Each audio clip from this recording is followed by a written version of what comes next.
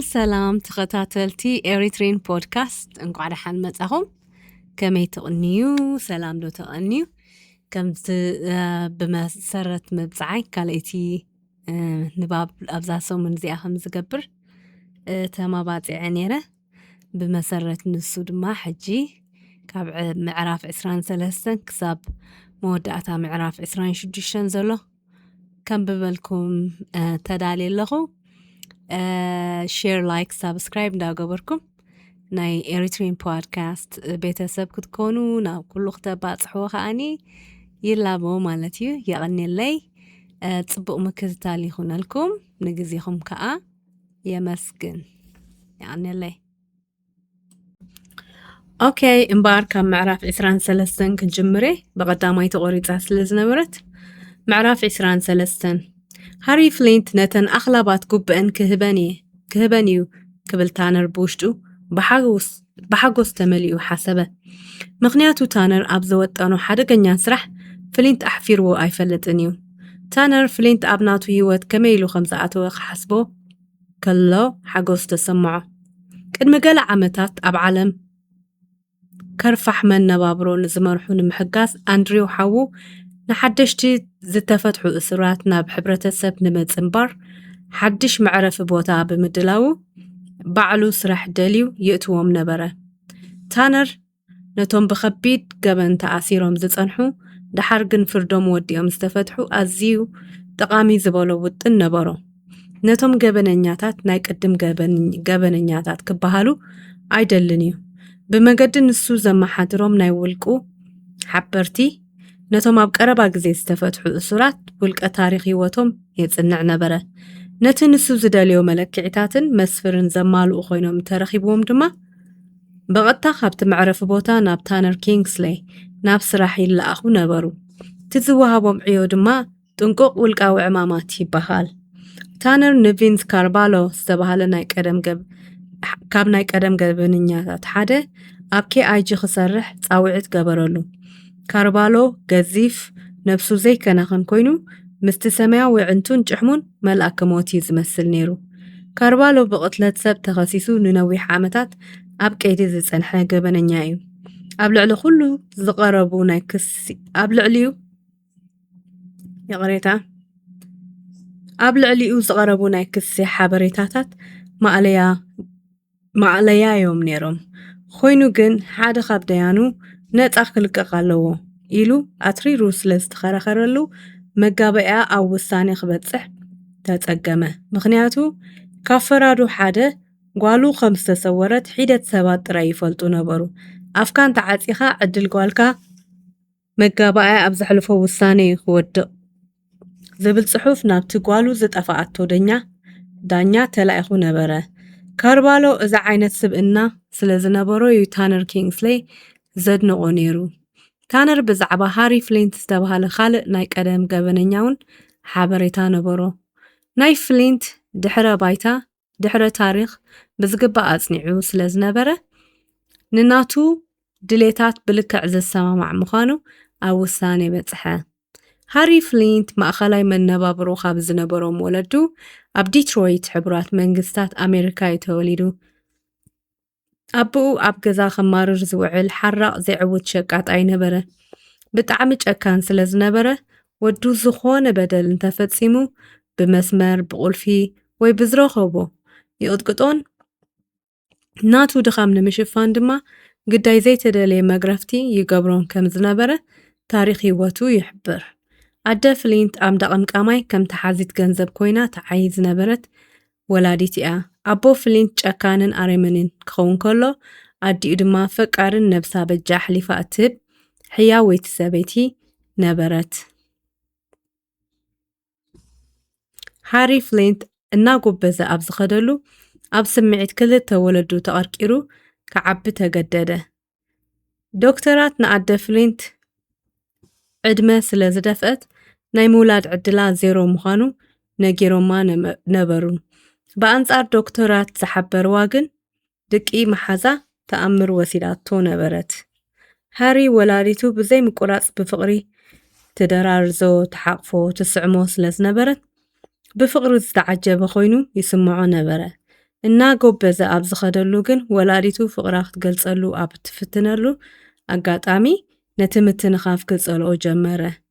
ሃሪ ፍሊንት ወዲ 10 ዓመት ምስ ኮነ ኣብ ሓደ ኣጋጣሚ ኣብ መጻወድያ ዝሓዛ ኣንጭዋ ኣረሜናዊ ብዝኾነ ኣገባብ ረጋጊጹ ኣሳቐያ። ተኣንጭዋ ቀስ ኢላ ተሳቐያ ክትመውት ረኣያ። ወዝቢ ድማ ህይወት ምጥፋእን ናይ ምቕታል ሓይልን ከም ዘለዎ ተገንዘበ። ሓይሊ ፈጣሪ ዘለዎ ኮይኑ ተሰምዖ። ከምኡ ዓይነት ስምዒት ዳግማይ ኣድለዮ። ኣብ ገዛውቱ ዝነበራ ንኣሽቱ እንስሳታት እናቐተለ ግዳይናቱ ገበረን። ፍሊንት ዝፍጽሞ ዝነበረ ጽዩፍ ተግባራት ፈጣሪ ዝዓደሎ ጥበብ ገይሩ ይወስዶ ነበረ። ናይ ገዛ እንስሳታቶም እናተሰቓዩ ዝተቐትልዎም ጎረባብቲ ናብ ሰበ ስልጣን ይጠርዑ ነበሩ። ሰበ ስልጣን ብግዲኦም ንፍሊንት ንምሓስ ሜላ ኣዳለውሉ። ፖሊስ ኣብ ግዳም ሓደ ገዛ ሓንቲ ዓሌት ስኮትላንድ ዝኾነት ናይ ሃድን ከልቢ ከም ዘይተሃድም ገይሮም ኣብ ሻኻ እቲ ገዛውቲ ኣሰርዋ።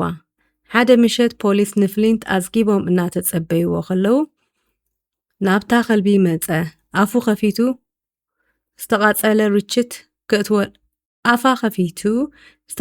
ርችት ክእትወላ ኸሎ ፖሊስ ካብቲ ኣዝጊቦምሉ ዝነበሩ ቦታ ዘሊሎም ወፁ። ፍሊንት ክሃድም እንተፈተነ ከምልጥ ግን ኣይከኣለን። ምስ ፈተሽዎ ኣብ ጅብኡ ብደም ዝጠልቀየ እምንን 5 ኢንች እትልካዕ ካራን ረኸቡሉ። ብዝፍጽሞም ዝነበረ ዘይሕጋዊ ተግባራት ኣብ ማእኸል ተሃድሶ መንእሰያት ቻሌንጀር ሜሞሪያል ን12 ኣዋርሕ ከም ዝህደስ ተገብረ። ኣብቲ ማእኸል ምስ ኣተወ ኣብ ሰሙኑን ሓደ መንእሰይ ከቢድ ጉድኣት ኣውረደሉ። ንፍሊንት ዝምርምሮ ዝነበረ ናይ ኣእምሮ ሓኪም ስኪዞፍሬንያ ሕዱር ሕማም ኣእምሮ ከም ዝነበሮ ኣነጸረ። ተጸሊሉ እዩ ክብል እቲ ሓኪም ንተረኛታት ሓለዋት ማእኸል ኣጠንቀቖም። ተጠንቀቑ፣ ካብ ካልኦት ኣርሕቕዎ በሎም። ሃሪ ፍሊንት ክፍታሕ ከሎ ወዲ 15 ዓመት በፂሑ እኳ እንተነበረ ምኽንያት መፍትሒኡ ግን ብኣመክሮ ነበረ። ናብ መኣዲ ትምህርቲ ምስ ተመልሰ መብዛሕትኦም መምሃርቱ ከም ሓደ ጅግና ኣምለኽዎ። እቶም ተምሃሮ ኣብ ንኡስ ገበን ከም ምምንጣል ቦርሳ ፖርቶፎልዮን ካብ ጅባ ምስራቕን ክሳተፉ ኸለዉ መራሒኦም ድማ ሃሪ ፍሊንት ነበረ። ሓደ ምሸት ኣብ ጸቢብ መተሓላለፊ መንገዲ ኣብ ዝተገብረ ባእሲ ፍሊንት ኩርናዕ ከንፈሩ ብበሊሕ ነገር ተቐደደ። ብድሕሪ እቲ ሓደጋ ቀዳድ ከንፈሩ ብተፈጥሮኡ ወትሩ ፍሽኽ ባህላይ ኣምሰሎ። እቶም ቆልዑ ዕድሚኦም እናወስኹ ኣብ ዝኸድሉ ኣብ ስርቂ መካይንን ዝምታን ተዋፈሩ። ሓደ ምሸት ኣብ ዝተኻየደ ናይ ስርቂ ዝምታ ሓደ በዓል ዱካን ተቐትለ። ፍሊንት ብብረት ዝተደገፈ ዝምታን ቅትለትን ብምትሕብባርን ምትብባዕን ተኸሲሱ ን10 ዓመት ተፈርደ። ሓላፊ እቲ ቤት ማእሰርቲ ንፍሊንት ምስ ረኣዮ ጨካን እሱር መሲሉ ተራእዮ። ምኽንያቱ ከም ፍሊንት ኣዝዩ ጨካን ገበነኛ ቅድሚኡ ርዩ ኣይፈለጥን እዩ። ኣብ ዓይንቲ ሃሪ ፍሊንት እንተኾነ ካልኦት ከይጽግዕዎን ንበይኑ ክኸውንን ከም ዝደሊ ይንበብ ነበረ። ፍሊንት ንመተኣስርቱ ወትሩ የፈራርሆም እንተነበረ ዋላ ሓደ ግን ዝኸሶ ኣይነበረን። ሓደ መዓልቲ ሓደ ዋርድያ ሃሪ ፍሊንት ተኣሲሩሉ ብዝነበረ ሸላ እናሓለፈ ንምእማኑ ዘሸግር ፍጻመ ኣስተብሂሉ ናብ ውሽጢ ጠመተ። ምስ ፍሊንት ብሓባር ተኣሲሩ ዝነበረ እሱር ደም ጠልቂው ተዘርጊሑ ረኣዮ። ብኽቱር መውቃዕቲዩ ተቐቲሉ። እቲ ዋርድያ ንፍሊንት እንተጠመቶ ኣብ ገጹ ናይ ሓጎስ ፍሽኽታ ነበሮ። ኣታደቓላ ሕጂ እውን ከምዚ ዓይነት ተግባር ኣይገደፍካን? ዝረሰነ መንበር ክንጅምረልካ ኢና በሎ። ፍሊንት ነቲ ተረኛ ዋርድያ ኣፍጢጡ ብምጥማት ጸጋማይ ኢዱ ቀስ ገይሩ ኣልዓላ። ብደም ዝጠልቀየ ዓቢ ኻራ ኣብ ነብሱ ተሸኺታ ነበረት። ገዛእ ነብሰይ የተኸላኺለ በሎ። ጎረቤት ፍሊንት ዝነበረ እሱር ነቲ ዘስካሕክሕ ፍጻሜ ርዩ ከም ዘይረኣየ ኣይሓበረን። ፍሊንት ካብ ፍርናሹ ካራ ኣውፂኡ ናብ ገዛእ ኢዱ ከም ዝሸኸለ ምርኣዩ ንዝኾነ ኣይተዛረበን። ታነር ካብ ናይ ፍሊንት ዝያዳ ዝፈትዎ ባህሪ ፍሊንት ዝሰርሖ ስራሕ ምፍታው እዩ። ታነር ፍሊንት ዝያዳ ጠቓሚ ዝኾነሉ ኣጋጣሚ ትዝበሎ ኣብ ሓደ ህጹጽ ናይ ቶኪዮ ጉዕዞ ናብ ጃፓን ክንገይሽ ስለ ዝኾንና ንፓይለት ንቻሌንጀር ከርስና ንገሮ ክልተና ጥራይ ኢና ክንገይሽ እቲ ሓበሬታ ኣብ ወጣሪ ህሞት እንተመፀ እቲ ስጉምቲ ግን ብቕልጡፍ ክውሰድ ነይርዎ ተነቃፊ ጉዳይ ስለ ዝኾነ ድማ ንኻልእ ሰብ ብሓላፍነት ከሰክሞ ኣይደለየን። ታነር ንኣኪራ ኢሶ ዝተባህለ ጃፓናዊ ኣብ ቶኪዮ ክረኽቦን ኣብ ሆቴል ኡክራ ድማ ክፍሊ ክሕዙን ኣቐዲሙ መደቡ ኣጻፊፉ ነበረ። ኣብ ጉዕዞኦም ንኣትላንቲክ ውቅያኖስ እናሓለፉ ታነር ውጥኑ ይሕንጽጽ ነበረ። ኣብ ማዕርፎ ነፈርቲ ናሪታ ናብ ዝሓዝኦ ሆቴል ዝነበረ ጉዕዞ 1 ሰዓት ወሰደሉ። ንታነር ዘገረሞ ትዕዝብቲ ድማ ከተማ ቶኪዮ ዘይምልዋጣ እዩ። ኣብ ሕማቕ ይኹን ጽቡቕ ግዜ እታ ከተማ ወትሩ ስምዒት ዘይብላ ገጽ ምምሳላ እዩ። ኣኪራ ኢሶ ንታነር ኣብ ቤት መግቢ ፋኪሚ ማሺሞ ይጽበዮ ነበረ። ኢሶ ኣብ ክሊ ዕድመ 50ታት ዝነበረ ቀጢን ሽበት ዘርዘበለን ድሙቕ ቡናዊ ዕንቲ ዝውንን ልቕ እዩ። ንታነር ንምቕባል ሓፍ በለ። ኣቶ ኪንግስለይ ንዓኻ ምርካበይ ክብሪ ይስምዓኒ። ሓቂ ሓይሽ ምስ ደወልካለይ ተገሪመ እየ። ንዓይ ክትረክብ ኢልካ ክንድዚ ዝኣክል ርሕቀት ዝመጻእካሉ ምኽንያት ምግማቱ የጸግመኒ እዩ። ታነር ፍሽኽ በለ። ብቴሌፎን ዘይንገር ደስ ዝብል ሓበሬታ የሒዘልካ መጽየ ዘለኹ። ብጣዕሚ ሕጉስን ዝወጸልካ ሃብታም ሰብን ዝገብረካ ይመስለኒ። ኣኪራ ብሓይኒ ሕቶ ጠመቶ። እወ ጻዕዳ ጃኬት ዝለበሰ ኣሰላፊ ኣብ ጥቕኦም ጠጠው በለ። ብዛዕባ ጉዳይና ቅድሚ ምዕላልና ገለ ዘይንእዝዝ ደስ ከም ዝበለካ ኣቶ ኪንግስለይ ምስ መግብታት ጃፓን ሌላ ኣለካ ድዩ ወላስ ባዕለይ ክእዝዘልካ? የቐኒለይ ባዕለይ ክእዝዝ እየ። ሱሺ ትፈቱ ዲኻ? እወ ታነር ናብ ኣሳሳይ ገጹ ብምምላስ ሃማቺ ተማኪ ካይሺራን ኢባን ኣኪራ ኢሶ ፍሽኽ በለ። ደስ ዝብል መግቢ ኢኻ ኣዚዝካ። ናብቲ ኣሳሳይ ብምጥማት ንዓይ እውን ከም ናቱ ኣምጻኣለይ። ክልቲኦም እናተመገቡ ከለዉ ታነር ኣብ ሓደ ዘድንቕ ትካል ኢኻ ትሰርሕ ዘለኻ ማለት ንቶኪዮ ፈረስት ኢንዳስትሪያል። እወ የቐኒለይ። ክንደይ ዓመት ሰሪሕኻ? 10 ዓመት። ነዊሕ ግዜ እዩ ተገሪሙ ናብ ዓይንቲ ኣኪራ ኢሶ ጠመተ። ግዳ ሓቂ ንለውጢ ግዚኡ ዝኣኸለ እመስለኒ። ንምንታይ ለውጢ ኣድለየ ኣቶ ኪንግስለይ? ምኽንያቱ እምቢ ዘይትብለሉ ሓሳብ ከቕርበልካ ስለ ዝደለኹ እየ። ሕጂ ክንደይ ገንዘብ ከም እትረክብ ኣይፈልጥን፣ ግን ንዓታቶም ገዲፍካ ናብ KIG እንተመጺእካ ዕጽፊ ክኸፍለካ ፈቓደኛ እየ። ኣቶ ኪንግስለይ እዚ ክኸውን ኣይክእልን እዩ። ስለምንታይ? ብዝኣተኻዮ ኮንትራት እንተኾይኑ ኣነ ኣኪራ ኢሶ ነቲ ዝምገበሉ ዝነበረ ማንካ ኣቐመጦ። ኣቶ ኪንግስለይ ኣብ ጃፓን ንሓደ ኩባንያ ክንሰርሕ እንተጀሚርና ከም ሓደ ቤተሰብ ኮይንና ኢና ኣትኪልና ንዓይ ዝኾነ ነገር ምስ ዝጎድለና ድማ ባዕላቶም ይከናኸኑና እዮም። ግን ኣነ ዝኸፍለካ ገንዘብ ኣይከውንን በሎ ብቋንቋ ጃፓን። እንታይ ማለትካ እዩ? ንሕና ካብ ገንዘብ ንላዕሊ ተኣማንነት ኢና ንቕድም በለ ኣኪራ ብዓይኒ ሕቶ ጠሚቱ ድማ ንምንታይ ኢኻ ግን ንዓይ መሪፅካኒ? ምክንያቱ ብዛዕባኻ ኣዝዩ ጽቡቕ ነገር ስለ ዝሰማዕኩ እየ መሪፀካ። ክንድዚ ዝኣክል ርሕቀት ምጉዓዝ ንኸንቱ እዩ። ንቶኪዮ ፈርስት ኢንዳስትሪያል ገዲፈ ክወፅእ ዘይሕሰብ እዩ። ምፍታነይ ሕማቕ ኣይኮነን፣ ዘሸግር እውን ኣይኮነን። ታነር ንድሕሪት ገጹ በርጠጥ ብምባል ሰሓቐ። እወ ኩሎም ሰራሕተኛታተይ ከማኻ ተኣመንቲ እንተዝኾኑ ደስ ምበለኒ። ተዛሪቡ ዝኾነ ነገር ትዝበሎ ከይረሳዕኩ ንዓኻ ንቤተሰብካ ንእሽቶ ህያብ ሒዘልኩም መጺአ ኣለኹ። ሓደ ናተይ ተሓጋጋዚ ኣብ ውሽጢ 1 ሰዓት ኣብ ሆቴልካ ከምፃልካ እዩ። እቲ ሰብ ሃሪ ፍሊንት ይበሃል። ተረኛ ዝነበረት ሰራሕተኛ ጽሬት ኣኪራኢሶ ኣብ ኣርማድዮ ተሓኒቑ ጠልጠሊሉ ረኸበቶ። ወግዓዊ ምኽንያት ሞት ድማ ገዛእ ነብሱ ኣጥፊኡ ተባህለ። ምዕራፍ 24 ሆቴል ማንደሪን ብቕዓቱ ዝወረደ በዓል 2 ደርቢ ህንጻ እዩ። ሆቴል ማንደሪን ኣብ ሕምብርቲ ማንሃተን ኣብ ክፍሊ ከተማ ቺናታውን ካብ ጎደና ሞት 3 ኣንጎሎ ርሕቕ ኢሉ ይርከብ። ክልቲአን ካብ ታክሲ ምስ ወረዳ ድያን ኣብ ስግር ጽርግያ ኣብ ሰሌዳ ምልክታ ኬሊ ናይ ለይቲ ፒጃማን ናይ ጨና ብልቃጥን ሒዛ ዘርኢ ስእሊ ረኣየት። ብኣድናቖት ነቲ መወዓውዒ ተዓዘበቶ። ንስኺ ማለት ዲኺ በለታ። ተጋጊኺ ወይዘሮ ስቲቨንስ በለት ኬሊ።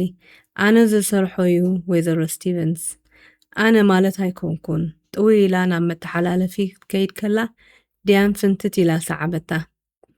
ኣብታ ንእሽቶ መቐበሊ ጋሻ ሓደ ቻይናዊ ተቐባሊ ጋሻ ጋዜጣ ቻይና ፖስት የንብብ ነበረ። ንሎሚ ምሸት ክፍሊ ደሊና ነርና።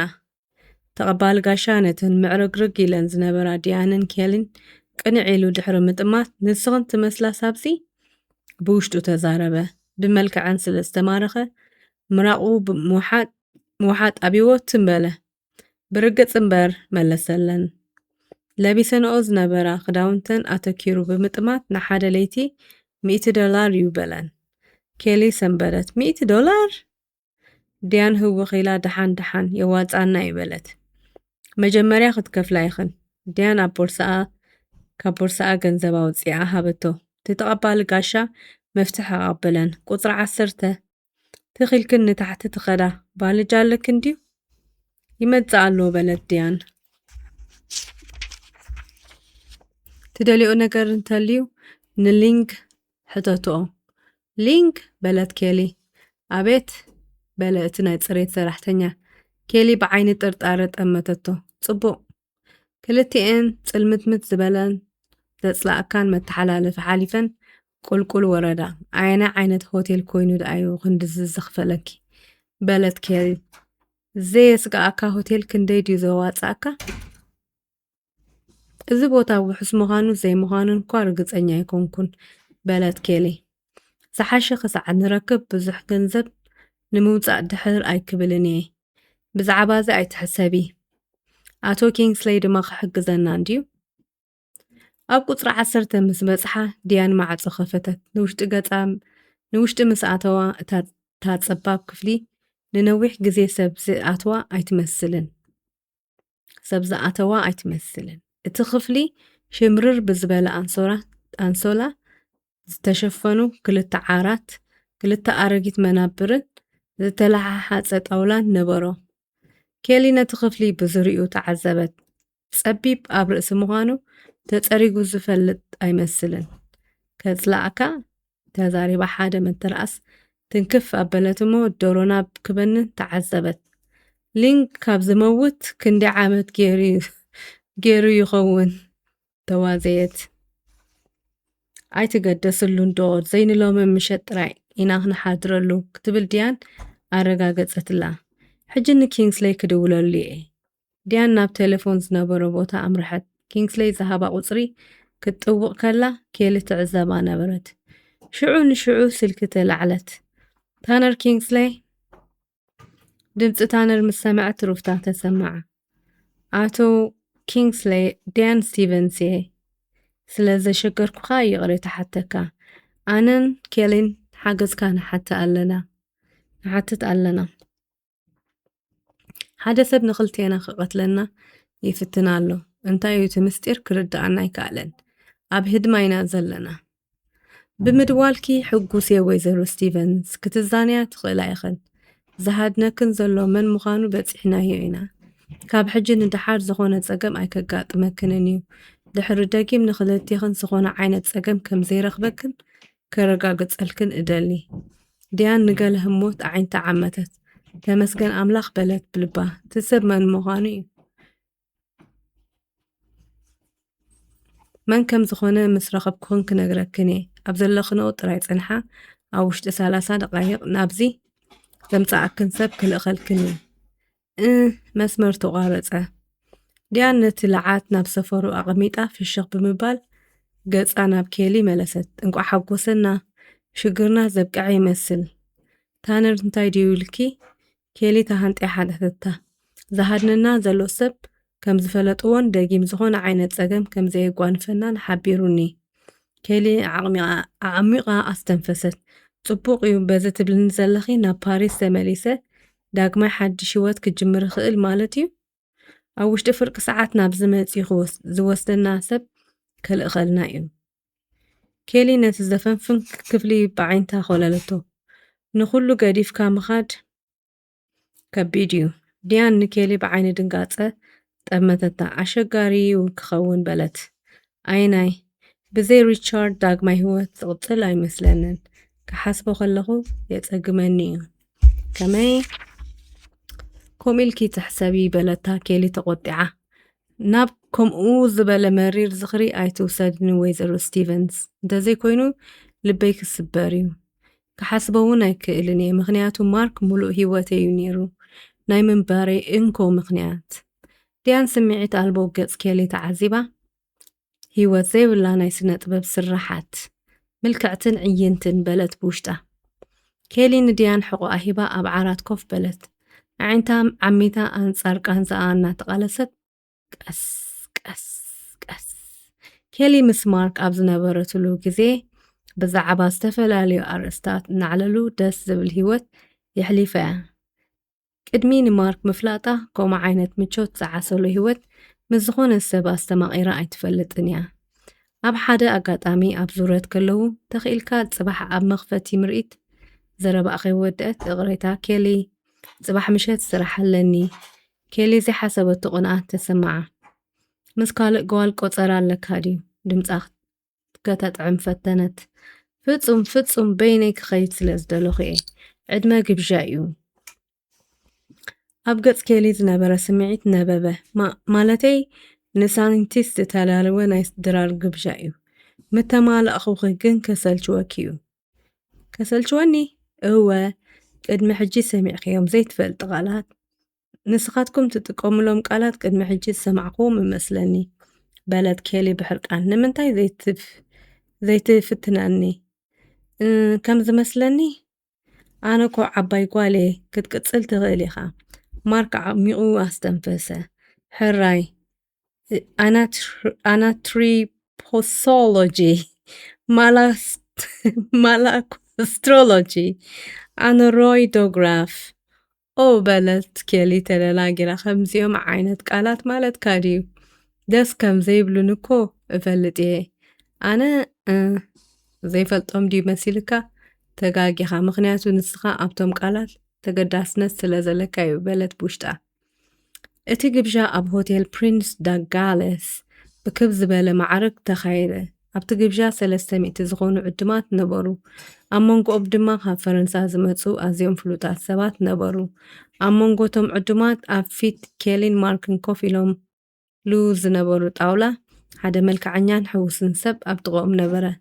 ሳም ሜዶውስ እበሃል በላኒ ኬሊ። ብዛዕባኺ ብዙሕ ሰሚዕ ኣለኹ። ኣነ እውን ብዛዕባኻ ብዙሕ ሰሚዕ ኣለኹ ክትብል መለሰትሉ። ሜዶውስ ንማርክ መምህሩን ናይ ልቢ ዓርኩን ምዃንካ እዩ ወትሩ ዝዛረብ። ሳም ሜዶውስ ፍሽኽ በለ። ትኽትንፋስ ዓርኪ ማርክ ምዃነይ ክብሪ ይስማዓኒ። ማርክ ፍሉይ ሰብ እዩ።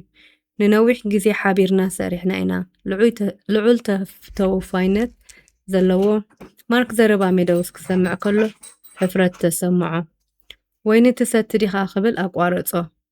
መራሒ መደብ ናብ መድረኽ ወፂኡ ክምድር ጀመረ። ማርክ ንኬሊ ኣይጥዕመክን እዩ ዝበላ ሓቂ ነይሩ። ምኽንያቱ ዝዛረብሉ ዝነበረ ቋንቋ ንኬሊ ዳርጋ ስዋሂሊ እዩ ነይሩ። ኣብቲ ኣጋጣሚ ዝተፈላለዩ ናይ ቴክኒክን ሳይንስን ሽልማት ተዋህበ። ኬሊ ኣብ ገጽ ማርክ ዝነበረ ውዕውዕ ባህታ ሪኣ ኣብቲ ግብዣ ምስታፋ ደስ በላ። ሸሓንታት ምግቢ ምስ ተኣከቡ ፕሬዚደንት ኣካዳሚ ሳይንስ ፈረንሳ ኣብ መድረኽ ደየበ። ፈረንሳ ኣብ ዝሓለፈ ዓመታት ዘመዝገበቶ ሳይንሳዊ ምዕባለታት ኣድናቑ ገለጸ። መደርኡ ምዛዘመ ድማ ቅርፂ ወርሒ እትመስል ሽልማት ሓፍ ኣቢሉ ሽም ማርክ ሃሪስ ጸውዐ።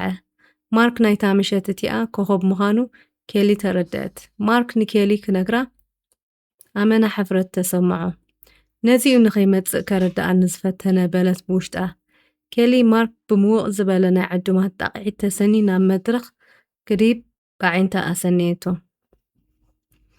ብዛዕባ ዝውን ሓንቲ ቓል ኣየምልቕለይን በለቶ ንሳብ መደውስ ፍሽኽ በለ ናይ ማርክ ባህሪ ኸምኡ እዩ ንገለ ህሞት ንኬሊ ኣተኪሩ ጠመታ ካብ ልቡ ከም ዝፈትወኪ ትፈልጡ ዶ ክምርዓወኪ ይደሊ እዩ ከምዘይ ጎዳእኪ ተስፋ እገብር በላ ኬሊ ዘረባ ሳብ መደውስ ኣድሚፃ ስምዒት ጣዕሳ ብውሽጣ ተሰማዓ ንማርክ ክምርዓዎ ኣይክእልን ዘኽብሮ ናይ ቀረባ መሓዛ እዩ ምስኡ ፍቕሪ የብለይን ክሳዕ ሕጂ እንታይ ክገብር ጸኒሐ ክጎዶ ኣይደልን እየ ምስኡ ምርኻብ ግን ጠጦ ክብል እሕሸኒ ምኽንያቱ ከም ዝኾነ ወዲ ተባዓታይ ካብ ሓንቲ ጓል ዝጽበዮ ኣነ ክህቦ ኣይክእልን እየ ግን ከመይ ገይረ ክነግሮ ብልባ ተዛረበት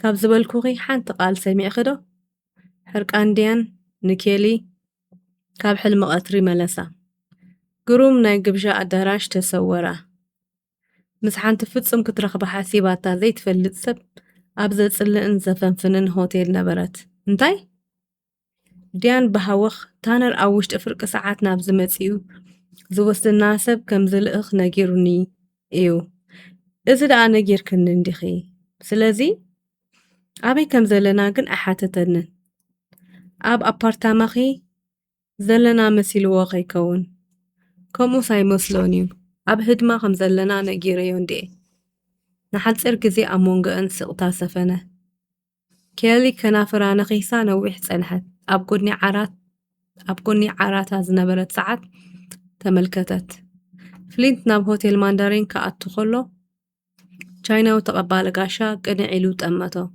ሰላምታ ድሕሪ መሃቡ እንታይ ክሕግዘካ ቅብል ሓተቶ ፍሊንት ፍሽኽ ብምባል ዓጸፌታ መለሰሉ ሰበይተይን መሓዝኣን ኣብ ዝኣቴን ኣለዋ በዓልቲ ቤተይ ወርቃዊ ጸጉሪ ዘለዋ እያ መሓዝኣ ድማ ፈሲሕ ጸላም ኣሜሪካዊት እያ ቁጽሪ ክንደይ ኮን ይህልዋ ቁጽሪ 10 ግን ምምጻእኻ ክነግረን እሞ ደው ኢልካ ተቐባሊ ጋሻ ስልኪ ልዒሉ ክድውል ክብል ፍሊንት ድምፂ ኣልቦ በዓል 45 ካሊበር ሽጉጥ ኣውፂኡ ነቲ ቻይናዊ ተቐባሊ ጋሻ ግንባሩን ኮሎ ነቲ ሬሳ ኣብ ትሕቲ ጠውላ ሽጉጡ ኣብ ሽምጡ እትዩ ብመተሓላለፊ ቁልቁል ወረደ ቁጽሪ 10 ምስ በጽሐ ንድሕሪት ገጹ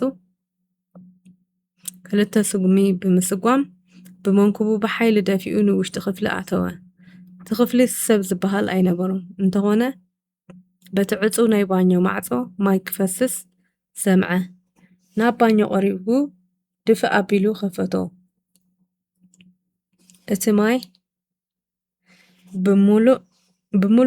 ብምሉእ ሓይሊ ክፈስስ ከሎ ዝተዓጽወ መጋረጃ ቀስ ኢሉ ይንቀሳቐስ ነበረ ፍሊንት ናብቲ መጋረጃ 4 ግዜ ድሕሪ ምትኳሱ ነቲ መጋረጃ ገንጸሎ ሰብ ዝበሃል ኣይነበረን ኣብ ስግር ጽርግያ ዝነበራ ኬሊን ዳያንን ናይ ፍሊንት ኤስዩቪ መኪና ኣብ ሆቴል ክትበጽሕን ፍሊንት ከኣቱን ረኣይኦ ኣምላኸይ በለት ኬሊ እቲ ክጨወኒ ዝፍትን ዘሎ ሰብ እንድዩ ካብቲ ሆቴል ክሳዕ ዝወፅእ ኣብ ዝነበረኦ ጸንሓ ፍሊንት ድሕሪ ገለ ደቓይቕ ክወፅእ ከሎ ከናፍሩ ፍሽኽ እንተበሉ ገጹ ግን ብቁጥዐ ገለ መሲሉ ነበረ ኬሊ ናብ ዳያን ገጻ ተጠወየት በላዕ ሰብ ከይዱ ቀጺልና ንገብሮ መጋገይ ሜላ እንታይ እዩ ካብዚ ክንወፅእ ኣለና ወፂና ናበይና ከይድ ኣብ ማዕረፎ ነፈርቲ እንዳ ኣውቶቡስ እንዳ ባቡር ክደሊና ድያን ገለ ህሞት ብሓሳብ ተዋሕጠት ኣስርና ክረኽብዎ ዘይክእልሉ ዝፈልጦ ቦታ ኣሎ ክግምት እታ ናብዚ ዘምጻእተኪ መንኰርኰር በለት ዳያን ምዕራፍ 25 ወጋሕታ ዝተዘርግሓ ጋዜጣታት ተመሳሳሊ ዜና ሒዘን እየን ቀሪበን ኣብ ጀርመን ዝተኸስተ ድርቂ እንተወሓደ 100 ሰባት ክቐትል ከሎ ሚልዮናት ዶላር ዝግመት ዘራእቲ ድማ ኣዕኒ እዩ ታነር ብምዋዓዊዕ ደወል ንካቲት ተዳህያ እዚ ዜና ናብ ሰነተር ቫን ሉቨን ካልእ እዋናዊ ዓለማዊ ምውሳኽ መጠን ሙቐት ኢልኪ ለኣኽላ በላ ንደቂ ኣንስትዮ ጥራይ ኣገልግሎት ዝህብ ሆቴል ዊልተን ካብ ሆቴል ማንደሪን ብመኪና ናይ 35 ደቓይቕ ርሕቀት ነበሮ። ሆቴል ዊልተን ማራኽን ዘመናውን በዓል 5 ደርቢ እዩ። መንፈስካ ዝሕድስ ድሙቕ ቀጠልያ መጽለሊ ክሳብ መእተዊ እቲ ሆቴል ተዘርጊሑ ነበረ። ኬሊን ዳያንን ኣብ መቐበሊ ጋሻ ብናይ ሓሶት ሽም ተመዝጋባ። ተቐባሊት ጋሻ ንኬሊ መፍትሕ ኣቐበለታ ቁጽሪ 424 ባልጃኸ ኣለክን ድዩ የብልናን ንሕና ኬሊ መለሰት ጠፊኡና ክትብል ዳያን ኣብ መንጎ ኣተወተን ሰብኡትና ክወስዱና ንጉሆ ናብ ዝኽመፁ እዮም ናብ መደቀሲ ክፍልና ክትሰድዮም ተቐባሊት ጋሻ ርእሳ ነቕነቐት ኣይተሓዛለይ ኣወዳት ኣብዚ ክኣትዉ ኣይፍቀድን እዩ ዶ ኬሊ ንዳያን ናይ ሓጎስ ፍሽኽታ ኣርኣየታ ክትረኽቦኦም እንተደሊኽን ግን ናብዚ ታሕቲ ረሲዕዮም ብዘይ በኣና ክሳቐዩ ኣለዎ ቁጽሪ 424 በዓል ሓደ ሳሎን ክፍሊ ኮይኑ መናብር ጣውላታት ናይ ቡፌ ኣቑሑን ክልተ ምቹኣት ዓራውትን ዝሓዘ ብስርዓት ዝተዳለወ ደስ ዝብል ክፍሊ እዩ። ዲያን ዙርያ ናይቲ ክፍሊ ተዓዘበት ባህ ዘብል እዩ ኣይመስለክን በለታ ኬሊ ምርር ኢልዋ ነበረ እንታይ ኢና ንገብር ዘለና ኣብ ነፍሲ ወከፍ ፍርቂ ሰዓት ሆቴል እናቐያየርና ክብረ ወሰን ሴርና ኣብ መጽሓፍ ጊነስ ክንኣቱ ዲና ንጽበ ዘለና በለት እሞ ዝሓሸ ውጥን ትብልዮ ኣለክ ድዩ እዚ ንገብሮ ዘለና ውጥን ኣይኮነን በለት ኬሊ ብንዕቐት ናይ ድሙና እንጭዋን ፀወታ እዩ ኣናፁ ድማ ንሕና ኢና ልክዕ ኣለኺ ኣብ ዓለም ሓላፊ ዝዓበየ ኣማኻሪ ትካል ክቐትለና ይሃድነና ኣሎ በለት ዲያን ብዛዕባ እዚ ኣይትሕሰቢ ካብ ክትገብሮ ክትዛረበሉ ይቐልል ኣብ ውሽጢ KIG ክንዲ ከተማ ካንሳስ ዝተዓቐኑ ፍሪታታ ክሰርሑ ዝኽእሉ መዓት ረኣሳናት ምሁራት ኣለዉ ጽቡቕ ንሕና ድማ ካብቶም ትብልዮም ዘለኽ ንላዕሊ ክንሓስብ ይግባአና ኬሊ ግንባራ ኣሰረት ዝኾነ መሳርሒ ኸድልየና እዩ ሽጉጥ ተኲስኪ ትፈልጥ ዶ ኣይፈልጥን እንታይ ዝበለ መከራ እዩ ኣነ እውን ከማኸ ተኲሰ ይፈልጥን እየ ሽጉጥ እንተዘይብልና ዘሸቕለና ኣይኮነን ካራተ ኸ ትኽእል ዶ ኣይክእልን ግን ኣብ ኮሌጅ ከለኹ ኣብ ጉጅለ ክትዕነጥፍ ነይረ እየ በለድያን ድርቕ ብዝበለ ኣዘራርባ ምናልባሽ ግን ከይቀትሉና ክካትዖም ይኽእል እየ ብርግጽ እምበር ዲያን ናብ መስኮት ቀሪባ ኣብ ጎደና 34 ናብ ዝርከብ መገዲ ጠመተት ሃንደበት ዓይንታ ፈጠጡ ትንፋሳ እንተኾነ ተኾላለፈ ኦ ኬሊ ቀልጢፋ ናብ ጥቓ ቀረበት እንታይ ርኢኺ ጎሮሮ ዲያን ደረቐ ዝኾነ ሰብ በዛ ሓሊፉ ልክዕ ሪቻርድ ዝመስል ንህሞት ዝኣክል ኣነ ካብቲ መስኮት ረሓቐት ኬሊ ብንዕቐት ናይ ሙታን መንፈስ ዝሕዙ ክጽዋዓልኪ ዶ በለታ ዲያን መልሲ ክትህብ ደልያ ግን ገደፈቶ እንታይ ዋጋ ኣለዎ ዘያብ ቀረባ ጊዜ ክፍለያ በለት ብልባ ኬሊ ናብ ዲያን ጠመተት እሞ ኣፍ ክዝሃበክ ካብ እትዛረቢ ዝኾነ ነገር እንተትስእሊ መሓሸክ ነይሩ በለት ብውሽጣ ፍሌንት ብሕርቃን ጣዕ ኢሉ ከሎ ብተንቀሳቓሲ ቴሌፎን ምስታነር ይዘራረብ ነበረ እቕሬታ ኣቶ ኪንግስሌይ ኣብ ሆቴል ማንደሪን ኣብ ክፍለን ኣይነበራን መምጽአይ ፈሊጠን እየን መስለኒ ኣምሊጠን ታነር ብሕርቃን ፈኽ በለ እዘን ኣኽላባት ምሳይ ናይ ሓንጎል ፀወታ ይደልያ ኣለዋ ማለት ድዩ ምሳይ ደጊመ ክድውለልካ ኢሉ ስልኩ ብሓይሊ ዓፀዋ ኣንድሪው ኣብ ቤት ጽሕፈቱ ዝርከብ ሳሎን ኣራጢጡ ደቂሱ ነበረ ብሓሳብ ድማ ኣብ ስቶክሆልም ዝርከብ ገዚፍ ናይ ኮንሰርት ኣዳራሽ ሃጽ በለ ህዝቢ ብስምዒት እናጣቕዐ ኣንድሪው እናበለ ይውጭጭ ነበረ ኣብቲ ኣዳራሽ ሽሙ እናተቓልሐ ሽልማቱ ካብ ኢድ ንጉስ ካርል ጉስታቮ መበል 16 ንምቕባል ናብ መድረኽ ክዲብ ከሎ ናይ ህዝቢ ጣቕዒት ናብ እዛኑ ኣቃልሐ። እንተኾነ ሽልማት ኖቤል ንምቕባል ኣእዳዉ ምስ ዘርግሐ ሓደ ሰብ ይረግሞ ነበረ። ኣንድሪው ኣታወዲ ኸልቢ ናብዚ እንደእቶ ናይ ስቶክሆልም ህውታትኡ ጠፊኡ ገዛእ ነብሱ ኣብ ቤት ጽሕፈቱ ረኸባ። ታነር እዩ ዝጽውዖ ነይሩ። ይደለኒ ኣሎ ክብል ኣንድሪው ብውሽጡ ተሓጐሰ። ቀስ ኢሉ ብምትንሳእ ናብ ቤት ጽሕፈት ሓዉ ኣተወ። በል መጺእ ኣለኹ በለ ኣንድሪው። እወ ርኤካ ኣለኹ በለ ታነር ተቖጢዑ። ኮፍ በል ኣንድሪው ኮፍ በለ። ገለ ነገር ዝምህረካ ኣሎ ኣንድሪው ሓወይ። እቲ ዝምህረካ ኸፋፊልካ ኣንበርክኽ እዩ ዝበሃል። ኣብ ድምፂ ታነር ናይ ሓጎስ ቃና ይስማዕ ነበረ። ዲያን ስቲቨንስ በዓል ቤታ ማፍያታት ከም ዝቐተልዎ ከም እትሓስብ ገይረያ ኣለኹ። ንኬሊ ድማ ብዛዕባ ብህይወት ዘየላ ኦልጋ ከም እትጭነቕ ገይረያ ኣለኹ። ይርድኣካ ደሎ ኣንድሪው ዘረባ ሓዉ ሕውስውስ ስለ ዝበሎ ከይትረድኦ እወ ታነር በለ። ታነር መንኩብ ሓዉ ጠብ ኣቢሉ ንስኻ ብልክዕ ንዓይ እትሰማማዕ ሰብ ኢኻ። ምስ ካልኦት ሰባት ክዘራርበሎም ዘይደሊ ምስኻ ጥራይ ዝዘራረበሎም ጉዳያት ኣለዉ። ንዓኻ ግን ዝኾነ ነገር ክነግረካ እኽእል እየ፣ ምክንያቱ ኣብዲ ስለ ዝኾንካ ኣይርድኣካን እዩ ተዛሪቡ ናብ ባዶሽ ኣዒንቲ ኣንድሪው ጠመተ። ክፉእ ኣይትርአ፣ ክፉእ ኣይትስማዕ፣ ክፉእ ኣይትዛረብ። ታነር ሃንደበት ቁም ነገረኛ መሰለ። ክንፈትሖ ዘለና ጸገም ኣሎ። ክልተ ተሰዊረናና ኣለዋ። ክንቀትለን ምዃንና ስለ ዝፈለጣ ካብ መጻዋድያና ተሰዊረን ኣለዋ። ናበይ ከይደን ክሕብኣ ይኽእላ ትብል ኣንድሪው። ኣንድሪው ንህሞት ንሓዉ ጠመቶ። ኣነ እንንድዒ ክልተ መፍትሒ መገዲ ኣለዉ። መጀመርያ መፍትሒ ዝኾነና ኣብ ጭብጥን ኣብ ሓደ ግዜ ሓደ ስጉሚ ክንሃንጽ ይግባእ። ብዛዕባ እዚ ከም ምኽንያታውያን ኮይንና ንርአዮ። ኣንድሪው ንታነር ባሃም መሲሉ ረአዮ። ንስኻ ዝበልካዮ በለ። ታነር ብቕልጡፍ ይዛረብ ነበረ። ኣፓርታማ ስቲቨንስ ብዓይኒ ጸልኢ ንሕልዎ ስለ ዘለና ሓደገኛ ምዃኑ ፈሊጠን ናብኡ ኣይምለሳን እየን። ብጀካዚ ኬሊ ሃሪስ ንነዊሕ ግዜ ኣብ ፓሪስ ስለ ዝነበረት ኣብ ኣሜሪካ ናይ ቀረባ መሓዙት ከም ዘይብላ ንፈልጥ ኢና። ስለ ዝኾነ ይከላኸለለይ ትብሎ እሙን ሰብ የብላን።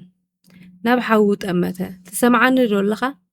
ኣንድሪው ኣዒንቱ ሰምሰም ኣቢሉ እወ ታነር በለ። ዳን ስቲቨንስ ሓገዝ ደልያ ናብ መሓዙታ ክትከይድ ትኽእል ዶ? ኣይመስለንን።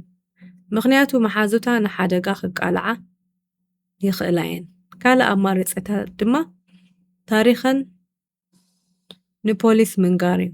ግን ከምዚ ዝሕቅወን ይፈልጣ እየን። ስለዚ ዝቕፅል መገደን ናበይ ይኸውን? ንገለ ካልኢታት ኣዒንቱ ዓሚቱ ድሕሪ ምጽናሕ ዘረብኡ ቐጸለ። ብዛዕባ መዕርፎ ነፈርቲ እንደ ኣውቶቡስን ባቡርን ምሕታተን ዘይተርፍ እዩ። ግን ነተን ቦታታት ክንከታተለን ከም እንኽእል ይፈልጣ እየን። ብድሕሪ እዚ ዝተርፈና እንታይ እዩ? ኣነ ንስኻ ዝበልካዮ ታነር ዝተርፈና ሆቴል እዩ። ዝሕበኣሉ ሆቴል የድልየን እዩ። ግን ከመይ ዝበለ ሆቴል እየን ክሕዛ? ክልቲአን ህይወተን ንምድሓን እየን ዝጎያ ዘለዋ። ንሳተን ድላየን ቦታ ይምረፃ።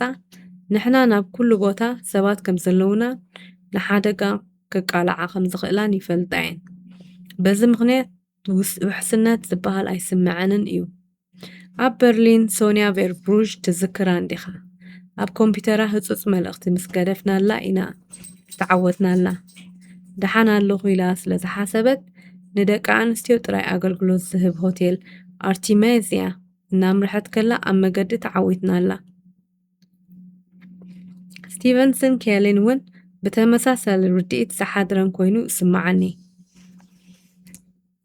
ተመሳሳሊ ርድኢት ዝሓድረን ኮይኑ እስማዓኒ ስለዚ እዚ ሓሳብ እዚ ናበይ ይወስደና ትብል ታነር ገጹ ናብ ኣንድሪው እንተመለሰ ንሱ ግን ድቃስ ወሲድዎ ነበረ ብሕርቃን ባግ ባግ ኢሉ ዝነበረ ታነር ናብ ሓዉ ብምቕራብ ኣጻፍዓ ኸዳሚት ገይሩ ተሳህሎ ኣንድሪው ብስምባደ በርገገ እንታይ ክነግረካ ከለኹ ስምዓኒ ኣንተ ኣብዲ ኣነ ኣይተሓዘለይ ታነር በቃ ዳርጋ ታነር ናብ ሓንቲ ኮምፒተር ገጹ መለሰ እስኪ ኣብ ማንሃታን ዝርከባ ናይ ደቂ ኣንስትዮ ሆቴላት ንርአ ታነር ብቕልጡፍ ኣብ ኢንተርነት ብምእታው ኣስማት ናይተን ሆቴላት ኣሕቲሙ ኣውፅኦ ኣስማት ተን ሆቴላት ዓዊሉ ነበበን ኣብ ጎደና ምዕራብ ቁፅሪ 14 እትርከብ መንበሪ ኤል ካርሜላ ኣብ ምዕራብ ጎደና 54 መንበሪ ቼንትሮማርያ ኣብ ግራሜርሲ ፓርክሳይድ ኢቫንጀሊንን ዊልተን ናይ ደቂ ኣንስትዮ ሆቴላት ቅንዕ ኢሉ ፍሽኽ በለ ኣብዘን ሆቴላት ክህልዋ ከም ዝኽእላ ክንጠራጠር የብልናን ርግፀኛ እየ ሕጂ ድማ ቴክኖሎጂ እንታይ ከም ዝነግረና ክንርኢና በለ ኣብ መንደቕ ተሰቒሉ ካብ ዝነበረ ሓደ ንድፊ ቅርፂ መሬት ንምርኣይ ብድሕሪኡ ዝነበረ ሕቡእ መልጎም ጠወቐ ኣብቲ መንደቕ ሓደ ክፍሊ ሸተት ኢሉ ክኽፈት ከሎ ካርታ ማንሃተን ኣብ ቴሌቭዥን ቅልቅል በለ እዚ እንታይ ከም ዝኾነ ትዝክሮ ዲኻ ኣንድሪው ነዚ መሳርሒ እዚ ንስኻ ተንቀሳቕሶ ነይርካ ግን ሓቂ ክትጥቀመሉ ከለኻ ንፉዕ ስለ ዝነበርካ እቕንኣልካ ነይረ ዓለም ለኻዊ ስርዓት ሓበሬታ እዩ ኣብዚ ዓለም ዝኾነ ሰብ ዘለዎ ቦታ ክተለሊ ትኽእል ኢኻ ዘኪርካ ኣንድሪው ንኸይድቅስ ምስ ነብሱ ይቃለስ ነበረ ክልቲአን ካብ ቤት ጽሕፈተይ ክወፃ ከለዋ ናይ ትካልና ኣድራሻ ካርድ ሂበየን እየ ኣብቲ ካርድ ኣብ ኮምፒዩተር ሓበሬታ ዝኽዝን ክንዲ ሓንቲ ደቃቕ ጠጸር ሑፃ ተኣክል መሳርሒ ተገጢሙሉን ተቐቢሩሉን ኣሎ ኣብቲ ካርድ ዘሎ መኸዘኒ ምልክት ምስ ገበረ ዓለም ለኻዊ ሜላ መሕበሪ ከም ዝውላዕ ይገብር እሞ ክልቲአን ዝገብርኦ ዝርርብ ይኹን ዘመሓላልፍኦ መልእኽቲ ብመገዲ ሳተላይት ዘለውኦ ልክዕ ቦታ ይሕብር ታነር ገጹ ናብ ሓዉ ብምምላስ ተረዲእካ ዶ በሎ ኣንድሪው ኣነ እወ ታነር በለ ታነር እንደገና ገጹ ናብ ቴሌቭዥን ብምምላስ ካልእ መልጎም ጠወቐ ኣብ ሰሌዳቲ ኮምፒዩተር ኣብ ካርታ መብራህትታት ብልጭ ብልጭ እናበሉ ቁልቁል ክንቀሳቐሱ ጀመሩ እቶም መብራህትታት ኣብ ሓንቲ ንእሽቶ ዞና ቀስ ድሕረ ምባል ምንቅስቓሳቶም ቀጸሉ ነጥቢ እትመስል ቀያሕ መብራህቲ ኣብ ሓደ ጎደና ብቐስታ ክትንቀሳቐስ ከላ ስም ናይ ሓደ ንግዳዊ ትካል ብግልፂ ኣብቲ ኮምፒዩተር ይንበብ ነበረ ታነር እዚ ጎደና ምዕራብ መበል 14 እዩ በለ ምንቅስቓስ ቀይሕ መብራህቲ ይቕጽል ቤት መግቢ ተኪላ ነህልካ ቤት መሸጣ መድሃኒት ሆስፒታል ቅዱስ ቪንሰንት ባናና ሪፐብሊክ ክርስቲያን ኣዴና ጓዳሉፔ ቤተ ክርስቲያን ኣዴና ጓዳሉፔ መብራህቲ ጠጠው በለ ዊልተን ናይ ደቂ ኣንስትዮ ሆቴል ተመልከት ኣተሓሳስባይ እንታይ ይመስል የረጋግጸልካ ኣለኹ ኣንድሪው ንኸናፍሩ ብመልሓሱ ኣተርከሶ እወ ልክዕ ኣለኻ ታነር ናብ ኣንድሪው ጠመተ ሕጂ ክትከይድ ትኽእል ኢኻ ተንቀሳቓሲት ስልኩ ብምልዓል ቁፅርታት ጠዋወቐ ሚስተር ፍሊንት ኣብ ጎደና ምዕራብን 34 ኣብ ሆቴል ዊልተን ኣለዋ ተዛሪቡ ስልኩ ዓፀወ ቅንዕ እንተበለ ኣንድሪው ኣብ ማዕፆ ጠጠው ኢሉ ረኣዮ እንታይ ደሊኻኒ በለ ታነር ናብ ስዊድን ብምኻድ ዝሃቡኒ ናይ ኖቤል ሽልማት ክቕበል ኣይትኸይድን ኢኻ ኣንድሪው ምክንያቱ ብዛዕባ ቅድሚ 7 ዓመት ዝነበረ ኢኻ ትዛረብ ዘለኻ ድዩ ኣንድሪው ናብ ቤት ጽሕፈቱ ተመልሰ ታነር ንባዕሉ ቅድሚ 3 ዓመት ናብ ስዊድን ዝነበሮ ጉዕዞ ትዝበሎ ታነር ብዛዕባ ዝተሓላለኹ ነገራት ይሓስብ ነበረ ኣቶ ኪንግስሌይ ኣብ መስመር ካብ ዙሪክ ሓደ ሰብ ይደልየካ ኣሎ ክትብል ጸሓፊቱ ተዳህየት። ሕጂ ብስራሕ ኣመና ተጸሚደ ስለ ዘለኹ ወይ ድሓን ክዛረቦ እየ ኢሉ ስልኩ ኣልዓለ። ኣቤት ታነር ገጹ ጸወገ። ተረዲኡኒ ርግጸኛ ዲኻ? ንዓ ርስዓያ ኣነ ክከታተሎ እየ በለ። መላጉ ውሽጢ መስመር ጠዋውቐ።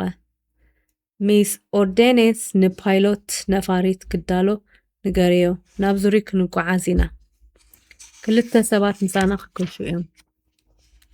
ማድሊን ስሚዝ ኣብ ሳላሳታት ክሊ ዕድመ ዝነበረት ነብሰ ጾርያ ኣብ ዙሪክ ምሩጻት ካብ ዝኾኑ ቤት መግቢ ላሮቶንድ ኣብ ሓደ ቦታ ኮፍ ኢላ ነበረት። ታነር ናብቲ ንሳ ዝነበረቶ ጣውላ ክቕርብ ከሎ ስሚዝ ሓፍ በለት። ታነር ኪንግስሌይ ክልተ ኣዳው ዘርጊሑ ብኽብረት ክኸፍ በሊ በላ። ኣብ ፊታ ድማ ተቐመጠ። ንዓኻ ብምርካበይ ሕጉስቲ እየ በለት ብናይ ስዊስ ላህጃዊ ኣዘራርባ። ፈለማ ናይ ስልኪ ጻውዒትካ ምስ በጽሓኒ ዋዛ መሲሉኒ ነይሩ። ብኸመይ መጀመርያ ኣብ ዝለዓለ ደረጃ ዘለኻ ሰብ ኢኻ ድሓር ከዓ ንዓይ ክትብል ናብ ዙሪክ ክትመጽእ ምዃንካ ምስ ነገሩኒ ምግማቱ ኣጸጊሙኒ እዩ። ታነር ፍሽኽ በለ። ናብዚ ንምንታይ ከም ዝመጸኹ ክነግረኪ ከለኹ ደስ ብለኒ። በላሕ ሳይንቲስት ምዃንኪ ሰሚዐ ኣለኹ። ማድሊን ኢለ እንተጽዋዕክኺ ይስማዓክ ድዩ? ጸገም የለን ኣቶ ኪንግስሌይ። ኣብ KIG ብንፈጥሮ በላሕቲ ዝኾኑን ፍሉይ ትዕድልትን ዘለዎም ዝለዓለ ክብሪ ኢና ንህብ። የቕረይታ ኣብ KIG ንብተፈጥሮ በላሕቲ ዝኾኑን ፍሉይ ትዕድልቲ ዘለዎምን ዝለዓለ ክብሪ ኢና ንህብ። ንስኺ ምሳና ክትኮኒ ዘለኪ ሰብ ኢኺ ማድሊን። ምስ ቶኪዮ ፈርስት ኢንዳስትሪያል ንኽንደይ ዓመት ሰሪሕኪ? 7 ዓመት። ስለዚ ቁፅሪ 7 ንዕድል ክቁፅሪ እያ ማለት እያ። ምክንያቱ ምስ KIG ስራሕ እንተጀሚርኪ ደሞዝኪ እፅፊ ክኸውን እዩ። ናይ ገዛ ርእስኺ ቤት ጽሕፈት እንዳመሓደርኪ ኣቶ ኪንግስሌይ ክትብል ብፍሽኽታ ኣንጸባረቐት። ፈቓደኛ ዲኺ ማድሊን? እወ ኣመና ፈቓደኛ እየ። ኮይኑ ግን ኣብዚ ሕጂ ግዜ ምስኻ ክሰርሕ ኣይክእልን እየ። ገጽ ታነር ተለዋወጠ። እንታይ ማለት እዩ? ነፍሰ ጾር እየ ክምርዖ ድማ መደብ ኣለኒ። ታነር ፍሽኽ በለ። እዚ ጸገም የብሉን በቲ ንዓኺ ዝምችእ ኩሉ ነገር ከነጠዓዕሞ ንኽእል ኢና። ግን ሕጂ ነቲ ስራሕ ክገድፎ ዘይክእልሉ ካልእ ምኽንያት ኣለኒ። ኣብ ቤት ፈተና ሓደ ፕሮጀክት እሰርሕ ኣለኹ። ናብ ምጽፋፉ ገጽና ኢና። ማድሊን እዚ ትብልዮ ዘለኺ እንታይ ምዃኑ ኣይፈልጥን እየ። ዘገድሰኒ እውን ኣይኮነን። ግን ዘቕረብኩልኪ ሕቶ ተቐባልነት ክረክብ ኣለዎ። ግደ ሓቂ ተስፋ ዝገበርኩልኩም ንዓኽን ንሕፁይክን እየ ተዛሪቡ ፍሽኽ በለ። ወይ ድማ በዓል ቤትኪ ክብል ንኽልቲኹም ናብ ኣሜሪካ ሒዘኩም ክኸይድ እየ መዲበ። እቲ ፕሮጀክት ምስ ተጻፈፈ ሽዑ ክመጽእ ክእል እየ። እቲ ፕሮጀክት ክትጻፈፍ 6 ወርሒ ምናልባት 1 ዓመት ይወስድ ይኸውን። ታነር ንገለ ኻሊእ ትንበለ ናብ ኣሜሪካ ክትመጹ እትኽእሉሉ ዝኾነ ካልእ ኣማራጺ የለን ማለት ድዩ? የለን ናይቲ ፕሮጀክት ኣተሓባባሪት ኣነ እየ። ገዲፈዮ እንተኸይደ እቲ ፕሮጀክት ልክዕ ክመጽእ ኣይክእልን እዩ ተዛሪባ ፍሽኽ በለት። ኣብ ዝቕጽል ዓመት ከ ታነር ፍሽኽ በለ። ከመይ ደኣ ውፅኢት ንዘይብሉ ጉዳይ ኣብዚ ምምጻእኻ ይቕሬታ ሓተካ። ውፅኢት ዘይብሉ እሞ ኣይኮነን ማድሊን በለ ታነር ብናይ ምሕዝነት መንፈስ። ዋላ ኣይከሰብ ንዓኺ ክረክብ ምኽኣለይ ሕጉስ እየ ወሲኹ ተዛረበ። ማድሊን ከም ሕፍር በለት። ብጣዕሚ ሕያዋይ ሰብ ኢኻ በለት። ንእግረ መንገድና ሓደ ህያብ ኣምፂአልኪ ኣለኹ። ተሓጋጋዝየ ምሸት ሰዓት 6 ኣብ ገዛኺ ሒዙልኪ ክመጽእ እዩ። ሃሪ ፍሊንት ይበሃል። ንጽባሒቱ ሬሳ ማድሊን ስሚዝ ኣብ ክሽነ ተረኽበ። ተቐቲላ እያ። ዕትሮ ጋዝ ከይተዓፀወ ስለ ዝጸንሐ እቲ ኣፓርታማ ብጋዝ ዝተመሊኡ ነበረ። ታነር ኣቐዲሙ ዝሓሰቦ ናብ እምርኡ መጾ። ዲያን ስቲቨንስን ኬሊ ሃሪስን ኣብ ቀረባ መዓልትታት ክቕተላ እየን። ክልቲአን ምስ ተቐትላ እቲ ፕሮጀክት ክቕጽል ይኽእል እዩ። ፍሊንት እንተኾነ ኣብ ዝውጥኖ ሓደገኛ ናይ ምቕታል ስርሒት የሕፊርዎ ኣይፈልጥን እዩ። ምዕራፍ 26 ሃሪ ፍሊንት ኣብ ሆቴል ዊልተን ናይ መቐበሊ ጋሻ ቀሪቡ ከመይ ወዓልካ እታ ተቐባሊት ጋሻ ኣብ ገጽ ፍሊንት ዝነበረ ሓጎስ ኣስተውዓለት። እንታይ ክሕግዘካ? በዓልቲ ቤተይን መሓዝኣን ኣፍሪቃዊት ኣሜሪካዊት ቅድሚ ሒደት ሰዓታት ኣብ ዝኣትየን ኣለዋ። ላዕሊ ደይበ ሃንደበት ከሰንብደን ሰርፕራይዝ ክገብረን ሓሲበ ነይረ። ቁፅሪ ክንደይ ኮን ይህልዋ? እቕሬታ በለቶ እዚ ናይ ዋልድ ሆቴል እዩ። ኣወዳት ክኣትዉ ኣይፍቀድን። ስለዚ ስልኪ ክድውል እንተደሊኻ ግን ፍሊንት ዝርኡ ተዓዘበ። ብዙሓት ሰባት ከም ዝነበሩ ኣስተባሃለ። ፀገም የለን በለ። ቀልጢፈም ከም ዝወዳ ርግፀኛ እየ በለት እታ ተቐባሊት ጋሻ። ፍሊንት ግዳም ወፂኡ ብተንቀሳቓሲ ቴሌፎን ደወለ። ኣብ ላዕሊ ኣብ ክፍለንየን ዘለዋ ኣቶ ኪንግስለይ ናብኡ ክድይብ ኣይከኣልኩን። ታነር ንገለ ህሞት ኣብ ሓሳብ ተዋሒጡ ኣብቲ ዝነበሮ ጠጠው በለ። ፍሊንት ክፈላለያ ከም ዝወሰና ውሽጠይ ይነግረኒ ኣሎ። ካርቫሎ ክሕግዘካ ናባኻ ክሰዶ እየ። ኣብ ዝነበረኦ ክፍሊ ኬሊ ናይ ፖፕ ሙዚቃ ጥራይ ዝፍኑ መደበር ሬድዮ ከፊታ ስለ ዝነበረት ሃንደበት ክፍሊ ብሙዚቃ ተዋሕጠ። ነዚ ሙዚቃ ኢልክዲ ክትሰሚዑ ዘለኺ በለዳያን ሓሪቓ። ሙዚቃ ራፕ ኣይትፈትውን ዲኺ? እዚ ሙዚቃ ኣይኮነን፣ ረባሺ ድምፂ እዩ። ንኤሚነም ኣይትፈትዮን ዲኺ? ኤልኤል ኩል ጄ፣ ኣርኬሊን፣ ሉዳክሪስን ከ ኮይኑኪ ከምዚ ዓይነት ሙዚቃ ጥራይ ክትሰምዒ ናይ በርሊዮዝ ሲምፎኒ፣ ፋንታስቲኪ፣ ሾፒን ኢደስ፣ ሃንደል ኣልሚራ ብፍሉይ እተጸለለን ድማ ዘረባኸ ወደአት ከላ ዲያን ነታ ሬድዮ ኣፀወታ። እንሕበኣሎም ሆቴላት ምስ በጻሕናየን እንታይ ኢና ክንገብር? ወይዘሮ ስቲቨንስ ገለ ክሕግዘና ዝኽእል ሰብ ኣይትፈልጥን? ዲያን ርእሳ ነቕነቐት። መብዛሕትኦም ኣዕሩኽ ሪቻርድ ኣብ KIG እዮም ዝሰርሑ። ንኻልኦት ኣዕሩኽትና ድማ ዝኾነ እንተታት ጉዳይና ከካፍሎም ኣይደልን። ናብ ኬሊ ጠመተት። ንስኽኸ? ኬሊ መንኩባ ሰበረት። ኣነን ማርክን ንዝሓለፉ 3 ዓመታት ኣብ ፓሪስ ኢና ንነብር ነርና። ኣብቲ ናይ ሞድሊን ትካል ዘለዉ እንተዘይኮይኑ ዝፈልጦም የብለይን። ንሳቶም ድማ ብዙሕ ክሕግዙና ከም ዘይክእሉ እርዳእኒ እዩ። ማርክ ንምንታይ ናብ ዋሽንግተን ከም ዝኸደ ነጊሩኪ ነይሩ ዶ? ኣይነገረንን። ሪቻርድ እንተኾነ እውን ኣይነገረንን። ስምዒተይ ከም ዝነግረኒ ዘሎ ግን ክልቲኦም ትምባሎም ገለ መፍትሕ ንቕትለቶም ክኸውን ይኽእል እዩ። ጽቡቕ እቲ መፍትሕ ካብ ረኸብናዮ ትማዓፆ ኣበይ ይህሉ? ክንረኽቦ ኢና። ዲያን ንገለ ህሞት ብሓሳብ ተዋሕጠት እሞ ገጻ በርሀ። ጽንሒ፣ ምናልባት ክትሕግዘና ትኽእል ሓንቲ ዝፈልጣ ሰብ ኣላ። ተዛሪባ ናብቲ ስልኪ ዝነበሮ ኩርናዕ ኣምርሐት። ናብ መን ዲኸት ክድውሊ? ናብ ጸሓፊት ሪቻርድ። ንሳ ኩሉ ዝግበር ዝነበረት ትፈልጥ እያ። ካብ ካልእ ጫፍ KIG በለ። ብኽብረትኩም ቤቲ ፓርከር ደልየ ነይረ።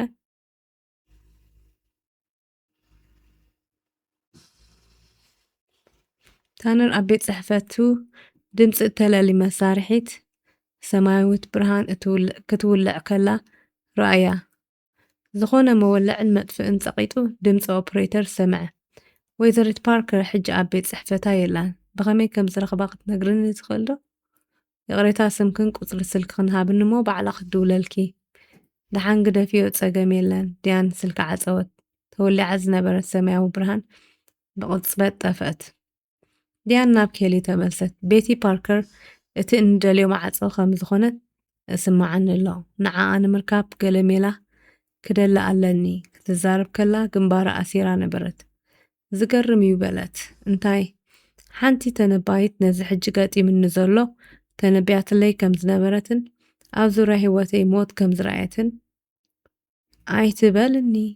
በለት ዓዊላ እሞ ንኤፍቢኣይ ወይ ንሲኣይኤ ኣይመልከትክን ዲያን ንኬሊ ንገለ ህሞት ኣስተውዓለትላ እሞ ግደፍና እንዶ በለት ብዘረባ ኬሊ ሕርቃና ገዲዱ ነበረ ድራር ዶ ንብላዕ በለት ዲያን ቅድሚ ምድራርና መጀመርታ ናብ ሓደ ቦታ ክድውል ኣለኒ በለት ኬሊ ስልኪ ኣልዒላ ናብ ኦፕሬተር ሆቴል ደወለት ናብ ፓሪስ ክድውል ደልየ ነይረ ነታ ኦፕሬተር ስልኪ ቁፅሪ ሃበታ እሞ ተጸበየታ ድሕሪ ሒደት ደቃይቕ ገጽ ኬሊ በርሀ ፊሊፕ ከመይ ትኸውን ኣብዚ ኩሉ ነገር ሰላም እዩ ዘሎ ኤንጅል ከመይ ኣላ ከመይ ደስ ዝብል መዓልቲ እዩ ኣይናፍቐትንን ተራኸበኒ ዲኻ ድምፃ ዓበይቲ ሰባት ምስ ቆልዑ ናብ ዘዕልሉሉ ቃና ተቐየረ ኤንጅለይ ከመይ ኣለኺ ናተይ ፍቕሪ ኣዲኺ እኮ ከም ዝናፍቕክኒ ፊሊፕ ነጊሩኒ እኮ እዩ ኣነ እውን ናፊቐክ ኣለኹ ናብ ገዛይ ብቕልጡፍ ተመሊሰ ሕቑፍ ከብለኪ ናተይ ምልክዕቲ ዲያን ብዘረባ ኬሊ ጥርምን በላ ደሓንኩኒ ናተይ ጽብቕቲ ሕራይ ፊሊፕ ይቐኒየለይ ኣብ ቀረባ ግዜ ክንራኸብ ኢና ደሓንኩን ኬሊ ዘደንግጽ ገጽ ዲያን ተዓዘበት ምስ ኩርኩረየ ዘዕልል ነይረ ናይ ድራር ሰዓት ኣኺሉ እንተነበረ ክፍለን ሓዲገን ከይወፃ ግን ፈርሓ መግቢ ናብ ዝነበረኦ ክፍሊ ክመፀን ኣዘዛ ዲያን ምስ ኬሊ ንምዕላል ፈተነት ስለዚ ኣብ ፓሪስ ኢኺ ትነብሪ መኽፈት ዕላል ገበረት እወ ማርክ ፈረንሳዊ ድዩ ኣይኮነን ካብ እትምርዓው ነዊሕ ግዜ ዶ ጌርኩም ኣይገበርናን ብኸመይ ዳኣ ተላሊኹም ኣይትወክን እዩ በለት ኬሊ ብውሽጣ ሓቂ ንምዝራብ ኣይዝክሮን እየ ዘይከሓድ ግን ብዙሓት ኣወዳት ይሓቱን እዮም ዲያን ንኬሊ ብኣንክሮ ጠመታታ ኣብ ዙርያኺ ዝሃነፅክዮም መናድቕ ስለምንታይ ዘየፍረስክዮም በለታ እቶም መናድቕ ሰባት ከይኣትው ንምክልኻል ምዃኑ ዝነግረክ ሰብ ነይሩ ዶ ብግዲኣ ትርር ኢላ ሓተተታ ሓደ ግዜ ሰባት ኣብ ውሽጢ ዓፅዮም ከትርፉና ስምዕኒ ስቲቨንስ ብዛዕባ ናትክ ነገር ተጨነቒ ቅድሚ ምሳኺ ምልላየ ሰላም እየ ነይረ ምሳኺ ካብ ዝላለ ግን በጃኺ ከምዚ ዓይነት ሕቶታት ኣይተምፅለይ ደሓንበሊ ከማኻ ዓይነት ኣሸጋሪት ሰብ ርኤ ኣይፈልጥን በለት ብውሽጣ ብህድኣትን ርግኣትን ድራር በልዓ ነብሰይ ክሕፀብ እየ በለት ኬሊ ዲያን መልሲ ኣሃበታን ኬሊ ኣብ መሕፀቢ ክፍሊ ክዳውንታ ኣውፂኣ ክትሕፀብ ጀመረት ውዑይ ማይ ኣብ ነብሳ ክፈስስ ምትጀመረ ደስ ዝብል ስምዒት ንኣካላታ ወረሮ ኣዒንታ ዓሚታ ብሓሳብ ንድሕሪት ተዓዝረት ናይ ሳም ሜዶውስ ቃላት ብውሽጣ ተድምፆም ነበረት ትፈልጢ ማርክ ልቡ ክሳዕ ዝፈልጠፍኦ እዩ ዝፈትወኪ ክምርዓወኪ ይደሊ እዩ ኬሊ ሳም ሜዶውስ ልክዕ ከም ዝነበረ ተረዲእዋ እዩ ምስ ማርክ ኣብ እትህልወሉ ኣመናያ ትሕጎስ ንሱ ተፃዋቲ ግዱስን ንፉዕን ዓርኪ እዩ ነይሩ ከምቲ ዓይነት ባህሪ ድማ እዩ ብማርክ ከም እትማረኽ ገይርዋ ከም መሓዛየ ዝርኦ ኣነ ንዕኡ ዝበቃዕ ኣይኮንኩን ርክበይ ጠጠው ከብሎ ኣለኒ ማርክ ኣብ ድሮቲ ግብዣ ዝነበረሉ መዓልቲ ናብ ኬሊ ደው ኢሉ ነይሩ እዩ ኬሊ ከመይ ሓዲርኪ ሎሚ ምሸት እንታይ ክትገብሪ ትደሊ ማርክ ሃሪፍ እዩ ነይሩ ድራር ዋላስ ቲያትር ወይ ድማ ምሸት ዝኽፈቱ ድኳናት ኣለዉ ካልእ ድማ ቅሬታ ማርክ ምሸት ስራሕ ኣብ ሓፂር ስቕታ ሰፈነ ዝሓሰብኩ ኣነ ንስኽን ቆፀራ የብልናን ኬሊ ገዛርእ ነብሳ ጸለት ክሳብ ክንድዚ ምንቅርራብና ናተይ ጌጋ እዩ በለት ንገዛእ ነብሳ ጽቡቕ ጽባሕ ክድውልልኪ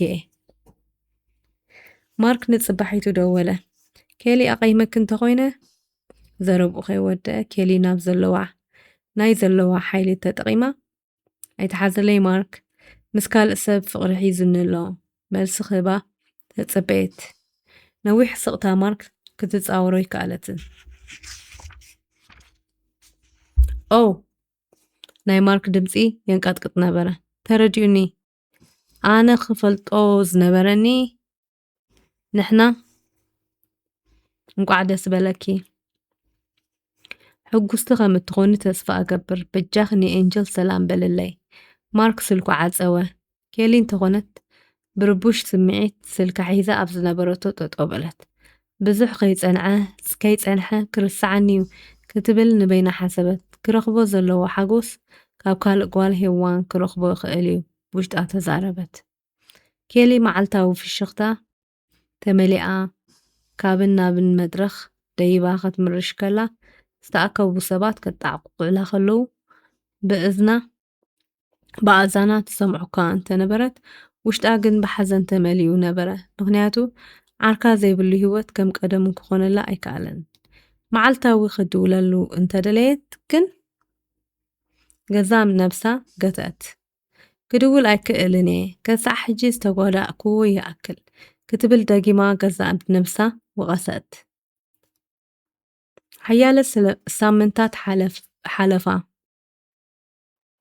ኬሊ ካብ ማርክ ዝኾነ ነገር ኣይሰምዓትን ካብ ናተይ ህይወት ወፂኡ እዩ ክሳብ ሕጂ ድማ ፍሉጥ ሓንቲ ረኺቡ ይኸውን ረኺቡ እንተኾይኑ ደስ ምበለኒ በለት ብውሽጣ ሕጉስቲ ክትመስል ፈተነት ሓደ ቀዳም ድሕሪ ቀትሪ ዝተኸበሩ ነበርቲ ከተማ ፓሪስ ኣብ ዝተኣከቡሉ ምዕርግ ክፍሊ ኬሊ ምርኢት ፋሽን ተርኢ ነበረት ምርኢት ከተርኢ ቀልቀል ምስ በለት ዝተለምደት ኣቕሒት ተመጠወላ ኬሊ ድሕሪ ቀትሪ ዝልበስ ሙሉእ ክዳን ተኸዲና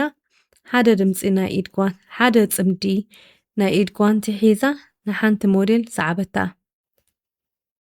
ካብተን ፅምዲ ጓንቲ ሓንቲ ካብ ኢዳ ሞሊቓ ኣብ መሬት ወደቐት ነታ ዝመለቐት ጓንቲ ዶንግያያ ሪኣታ ከተልዕል ክትብል ተሓንኪላ ቁልቁል ኣፋ ናብ መሬት ተነቑተት ተዓዘብቲ ሰንበዱ ኬሊ ኣብ ዘወደቐቶ ሕፍረት ተሰማዓ ነዘይ ምብካይ እንዳፈተነት ዓሚቓ ብምስትንፋስ ብቕልጡፍ ጉያ ካብቲ ዝወደቐቶ ተንሲኣ ሃደመት ኬሊ ኣብ መቐየሪ ክዳን ክትበፅሕ ከላ ናይ ኣልባሳት ሓላፊታ ናይ ምሸት ክዳውንቲ ኣዳልየልካ ኣለኹ እንተቐይርክዮ ኬሊ ግን ትንኽንኽ ነበረት ኣይከውንን ኣነ ተመሊሰ ኣብ ቅድሚቶም እኩባት ሰባት ኣይወፅን እየ ክስሕቁኒ እዮም ብሕርቃን ቃልቃል በለት ወዲኤ ኣለኹ ኣብ ዝኾነ ግዜ ዳግማይ ናብ መድረኽ ኣይድይብን እየ ኣብ ዝኾነ ግዜ ፍጹም ኣይውዕሎን እየ በለት ክድይቢ ኢኺ ኬሊ ብሕርቃን ገፍገፍ ክትብል ከላ ማርክ ኣብ ማዕፆ ጠጠው ኢሉ ነበረ ማርክ ኣብዚ እንታይ ትገብር ኣለኻ ኣብዚ ከባቢ ክዝምቢ እንዴቐኒ እቲ ዘጋጠመኸ ርኢኻ ዶ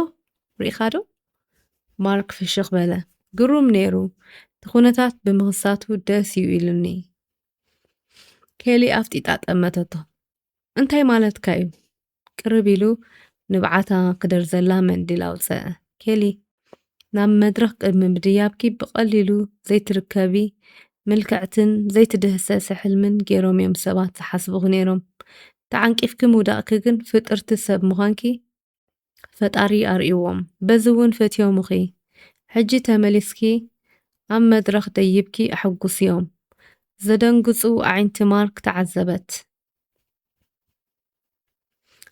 ኣብዛ ህሞት እዚኣ ምስ ማርክ ፍቕሪ ከም ዝሓዛ ተገንዘበት ሓላፊታ ኣልባሳት ክዳውንቲ ለይቲ እናሰቐለቶም ከላ ንሱ ሃብኒ በለት ኬሊ ንብዓት ብዝቋፀሩ ዒንታ ንማርክ ጥምት ኣቢላ ፍሽኽ በለት ድሕሪ 5 ደቓይቕ ኬሊ ተመሊሳ ክትድይብ ከላ ዕዱማት ካብ ኮፍ ዝበልሉ ተንሲኦም ብምውቕን ነጎዳ ዝጥዕምን ጣቕዒት ተቐበልዋ ኬሊ ዳግማይ ምርካባ ድንቂ ነገር ኮይኑ ተሰሚዕዋ ኬሊ ብስምዒት ተዋሒጣ ኣብ ቅድሚኦም ጠጠው በለት ኣብ ሂወታ ንማርክ ዳግማይ ምርካባ ድንቂ ነገር ኮይኑ ተሰሚዕዋ መጀመርያ ስምዒታ ክሳብ ክንደይ ተረቢሹ ከም ዝነበረ እውን ዘከረት ማርክ ክሓታ ከሎ ብጭንቀት ትጽበዮ እንተነበረት ንሱ ግን ወትሩ ክብረቱ ዝሓለወ ሙሉእ ሰብኣይ ነበረ። ንፍቕሪ ዝምልከት ዝኾነ ነገር ብጩቕ ኣይበለላን። ማርክ ሓፋር ምዃኑ ዝያዳ ርእሳ ተኣማንነት ስለ ዝፈጠረላ መብዛሕትኡ ግዜ ዕላል እትጅምር ንሳ ነበረት። መዕለለ ኣርእስቲ ብዘየገድስ ማርክ ሰፊሕ ፍልጠት ዝነበሮ መሳጥን ስምዒታ ስሒቡ ፍሽኽ ዘብላን ኮይኑ ረኸበቶ። ሓደ ምሸት ኬሊ ማርክ በለቶ፣ ጽባሕ ምሸት ጽቡቕ ናይ ሲምፎኒ መኽፈቲ ኣሎ። ክላሲካል ሙዚቃ ትፈቱ ዲኻ? ብእወታ ርእሱ ነቕነቐ። ምስ ክላሲካል ሙዚቃ የዓበየ። ጽቡቕ ብሓባር ክንከይድ ኢና። እቲ ናይ ክላሲካል ኮንሰርት ምዕሩግን ንተዓዘብቲ ኣብ ውዕውዕ ስምዒት ዝሸመመን ነበረ። ክልቲኦም ድሕሪ እቲ ምርኢት ናብ ኣፓርታማ ኬሊ እናተመልሱ ኬሊ ሓሴኪ የበላ ኣቐዲመ ክፈልጥ ነይሩኒ በለት ኬሊ ብውሽጣ። እዚ እውን ካብ ካልኦት ኣወዳት ኣይፍለን እዩ። ዝኾነ ኮይኑ እዩ በቃ ኣኺሉን እዩ መልሲ ባዕላ ኣዳለወት። ሓሲኻኒ በለት። እወ ክላሲካል ሙዚቃ ኣይፈቱን እየ በላ ኬሊ ብስሓቕ ከይትውዳእ ከንፈራ ኸደነት። ብመሰረት ቆፀረኦም ኣብ ዝቐፀለ መዓልቲ ተራኸቡ። ንኤንጅል ህያብ ስለ ዝሃብካኒ የቐኒየለይ ናይ ብሓቂ መሓዛ እያ ንስኻ እውን ከምኣ ኢኻ ክትብል ብውሽጢ ሓሰበት። ኣብ ዝተቢላትሎም ዘይትፈልጥ ደሚቕ ሰማያዊ ዕንቲ ማርክ ምስ ሰሓቢ ፍሽኽትኡ ባህታ ፈጠረላ። ኬሊ ወትሩ ኣብ ዝኾነ ግዜ ምስ ማርክ ምህላዋ ኣመና ክሕጉሳ ኽኢሉ እዩ። ስለዚ ኬሊ መስመር ማይ ዓፅያ ሰብነታ ብሽጎማኖ ኣንቂፃ ክዳን ጌራ ናብ መደቀሲ ክፍላ ኣተወት። ንህልኪ ደስ ይበልኪ ወዲኤ የቐኒለይ መለሰት ዲያን። ዲያን ብድድ ኢላ ናብ ባኞ ኣተወት። መሕፀቢ ክፍሊ ሰብነት ብማዕበል ዝተወቕዐ መሰለ። እቲ ምድሪ ማይ መሊኡ ሽጓማኖታት ኣብ መሬት ዛሕዛሕ ኢሎም ነበሩ። ዲያን ብሕርቃን ናብ መደቀሲ ክፍላ ተመልሰት። መሕፀቢ ክፍሊ ፋሕ ብትን ከም ዘእትኽሎም ተረዲእኩ ዶ? ንስኽ ዝበተንክዮ ሰባት ክእክቡልኪ ልምዲ ጌርክዮ ሓቀይ? ኬሊ ብታሕጓስ ፍሽኽ በለት። ጽቡቕ ኣለኺ ወይዘሮ ስቲቨንስ። ሓቂ ንምዝራብ ብክንክን ብዙሓት ሰራሕተኛታት የዓበየ። ክትፈልጢ ኣነ ሓንቲ ካብተን ሰራሕተኛታትኪ ኣይኮንኩን። ንኸምኡ ዓይነት ስራሕ ብቕዕቲ ኣይኮንክን በለት ሕርቕ ኢላ ኣብ ውሽጣ። ዲያን ዓሚቓ ብምስትንፋስ ንዓይ ከም ዝመስለኒ ንሕና ወይዘሮ ስቲቨንስ ንሕና ዝበሃል ነገር የለን። ንስኸ ኣለኺ ኣነ ድማ ኣለኹ። ንነዊሕ እሞት ተፋጠጣ። ዲያን ቃል እትበሃል ከይተዛረበት ናብ ባኞ ተመልሰት። ድሕሪ 5 ደቓይቕ ክትምለስ ከላ ኬሊ ኣብ ውሽጢ ኮቦርታ ኣትያ ነበረት። ዲያን መብራህቲ ንምጥፋእ ኢዳ ሰደደት። ከይትትንክፍዮ ዳርጋ ዓውያት ነበረ። ዲያን ሰንቢዳ ንኬሊ ጠመተታ። እንታይ? መብራህቲ ከይተጥፍዮ እነግረኪ ኣለኹ። ዲያን ብንዕቐት ጸልማት ትፈርህ ዲኺ በለታ። እወ ጸልማት ትፈርሐ እንደገና ብዓይኒ ንዕቀት ስለምንታይ? ቆልዓ ኸለኺ ወለድኺ ዘፍርሕ ታሪኽ ይነግሩኹ ነይሮም ድዮም? ንነዊሕ እሞት ኣብ መንጎአን ስቕታ ሰፈነ። ከምኡ ዓይነት እዩ። ዲያን ናብ ዓራታ ኣምርሐት። ግምስስ ኢላ ዓይንታ ኸደነት። ሪቻርድ ናተይ ፍቕሪ በለት ብውሽጣ። ዝኾነ ሰብ ብዝተሰብረ ልቢ ይመውት እዩ ኢለ ኣይኣምንን ነይረ። ሕጂ ግን ከኣምን እየ። ኣመና ኢኻ ተድልየኒ፣ ክትመርሓኒ ተድልየኒ ኢኻ። ሙቐትካን ፍቕርኻን የድልየኒ ኣሎ። ኣብዚ ምሳና ኣለኻ። ኣብዚ ምህላውካ እፈልጥ እየ። ምሳይ ምህላውካ እፍለጠኒ ኣሎ። ፈጣሪ ዘለቅሓኒ ህያብ ኢኻ። ንነዊሕ ግዜ ግን ኣይኮነን። በጃኻ ገዲፍካኒ ኣይትኺድ። በጃኻ ፍጹም ኣይትግደፈኒ። ሓላዊ መልኣኸይ ተሓንሕደር። ኬሊ ኣብ ዓራት ኮይና ዲያን ቀስ ኢላ ክትንኽንኽ ሰማዓታ። ኬሊ ትም ትም ትም በለት ውሽጣ። ንብዓታ ብማዕጉርታ ኮረር በሉ። ምዕራፍ 26 ኣብዚ ውዳእ ናይ ሎሚ ዝተባህለ መደብ ማለት እዩ። ንምክትታልኩም ደጊመ የመስግን።